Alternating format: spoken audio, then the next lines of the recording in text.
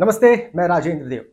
आज के वीडियो में बात होगी मुख्यमंत्री के उस दावे की जिसमें वो ये कह रहे हैं कि प्रदेश में ऐतिहासिक, अभूतपूर्व और पारदर्शी भर्तियां हुई हैं।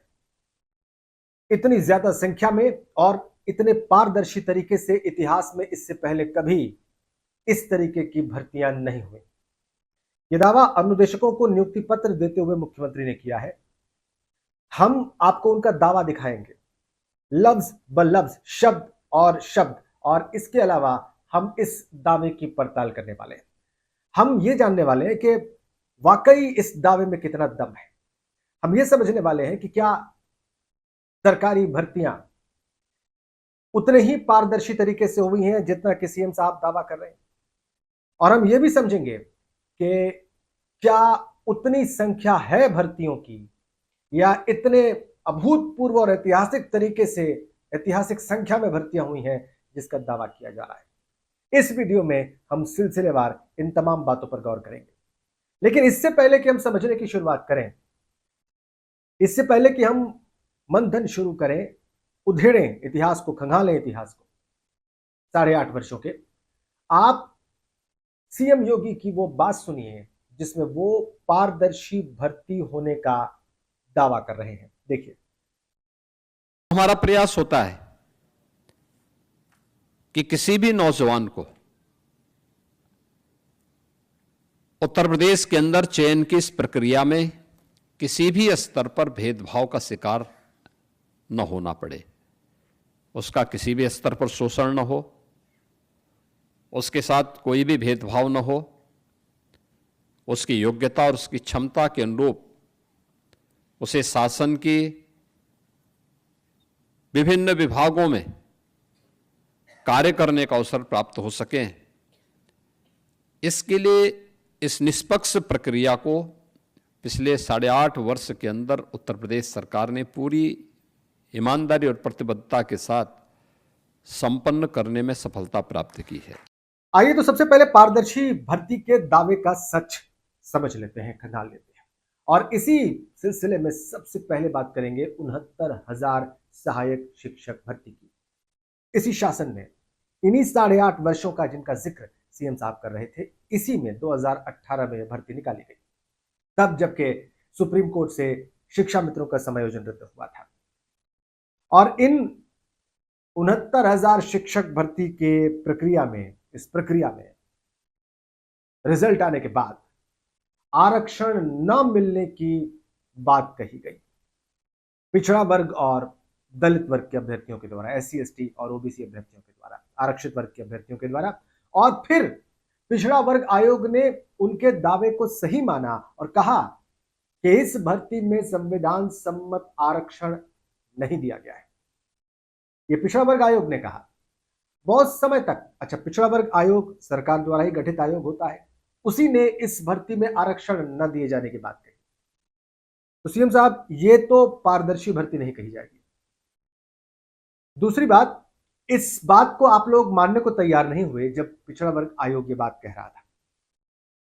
ये बात तो आगे तब बढ़ी जब आंदोलन हुए, जब आरक्षित वर्ग के छात्र छात्राएं सड़कों पर उतरे, जबरदस्त लखनऊ में आंदोलन हुए, दूसरे शहरों में हुए, दिल्ली तक में बात पहुंची, और फिर यहां पर दिल्ली में एनडीए के जो सहयोगी हैं उत्तर प्रदेश के, नाम ले रहा हूं मैं अनुप्रिया पटेल का, उन्होंने भी बात उठाई। प्रदेश के भीतर से विपक्ष के और सत्ता पक्ष के भी नेताओं ने यह बात कही कि इसमें गलती हुई है, इसको करेक्ट किया जाना चाहिए। और लंबे समय तक बात न मानने के बाद आखिरकार सरकार मजबूर हो गई ये स्वीकार करने को कि हां, इसमें गलती हुई है, आरक्षण उस तरीके से नहीं दिया गया है। और इसी स्वीकारोक्ति के बाद से 2022 के चुनाव से पहले 6800 आरक्षित वर्ग के अभ्यर्थियों की एक नई लिस्ट निकाली गई सरकार के द्वारा, शिक्षा विभाग के द्वारा। ये स्वीकारोक्ति थी कि भर्ती पारदर्शी तरीके से नहीं हुई। यह जन दबाव था, यह राजनीतिक दबाव था। लेकिन उसके बाद ये मामला कोर्ट में रहा, फंसा रहा। सिंगल बेंच ने इसी 6800 की लिस्ट को मानने से इनकार कर दिया। उन्होंने कहा कि जब 69,000 भर्ती पर आपने रिक्रूटमेंट निकाला, नोटिफिकेशन निकाला, तो फिर ये 6800 आप नहीं कर सकते। और फिर डबल बेंच ने, डिवीजन बेंच ने लखनऊ हाई कोर्ट की इस पूरी भर्ती की प्रक्रिया को ही सिरे से गलत बताया। उन्होंने कहा कि नई लिस्ट जारी करी, ये पिछले साल हुआ।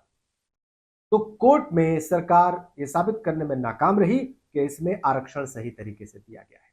ये प्रमाण है इस बात का कि इन्हीं 8.5 वर्षों में एक बड़ी भर्ती में पारदर्शिता नहीं थी। आज भी ये मामला सुप्रीम कोर्ट में लंबित है और आज भी 1 साल से सरकार सुनवाई में दिलचस्पी नहीं ले रही। मित्रों, अब दूसरी भर्ती की बात कर लेते हैं और पारदर्शिता के दावे की पड़ताल को आगे बढ़ाते हैं। आपको याद होगा, ये मामला भी पिछले साल ही सामने आया था। यूपीपीएससी ने जजेस की भर्ती के लिए एग्जाम लिया था, जजेस के रिक्रूटमेंट के लिए एग्जाम लिया था और उसमें भी गड़बड़ियां सामने आई। 50 कॉपीज ही बदल गई थी।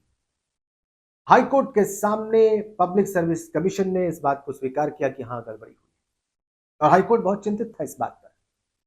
हाईकोर्ट ने कहा कि जो गलत रिक्रूटमेंट्स हो गए हैं, जिन गलत लोगों की भर्ती हो गई है और जो सेवाएं दे रहे हैं, उनका क्या किया जाएगा। कमोबेश लगभग ऐसा ही सवाल 69,000 शिक्षक भर्ती में भी है। अगर गड़बड़ियां हुई हैं, जैसा कि हाईकोर्ट की डिवीजन बेंच ने कहा है, तो फिर जो लोग भर्ती हो गए हैं उनका क्या करेगी सरकार। ये तो बड़ी समस्या है, ये तो बड़ा पेच फंसा हुआ है और ये ऐसा पेच है जिसको सुलझा पाना, जिसको निकाल पाना किसी भी सरकार के लिए बहुत कठिन होगा।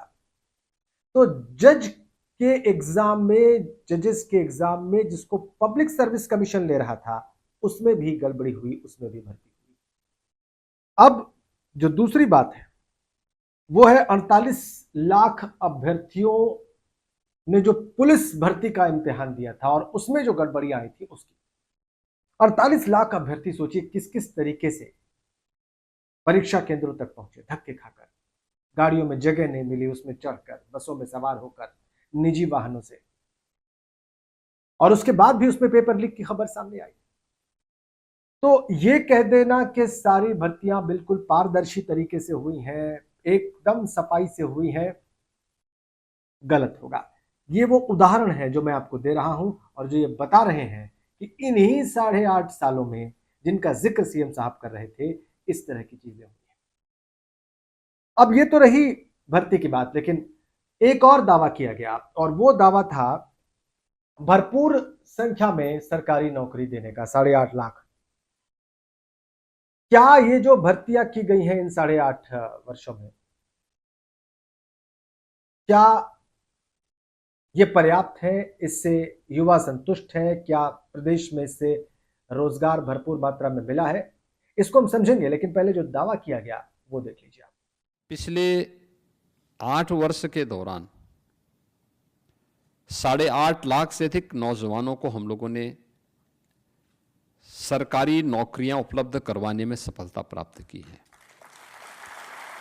आप देख रहे होंगे लगातार हर महीने कभी उत्तर प्रदेश लोक सेवा आयोग के माध्यम से,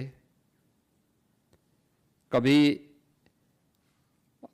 अधीनस्थ सेवा चयन आयोग के माध्यम से, कभी शिक्षा आयोग के माध्यम से, कभी उत्तर प्रदेश पुलिस भर्ती बोर्ड के माध्यम से चयनित शिक्षकों के चयन की प्रक्रिया को सफलतापूर्वक या उनकी नियुक्ति की प्रक्रिया को सफलतापूर्वक संपन्न करने के उपरांत इस नियुक्ति पत्र के साथ हम सबको जुड़ने का अवसर प्राप्त होता है।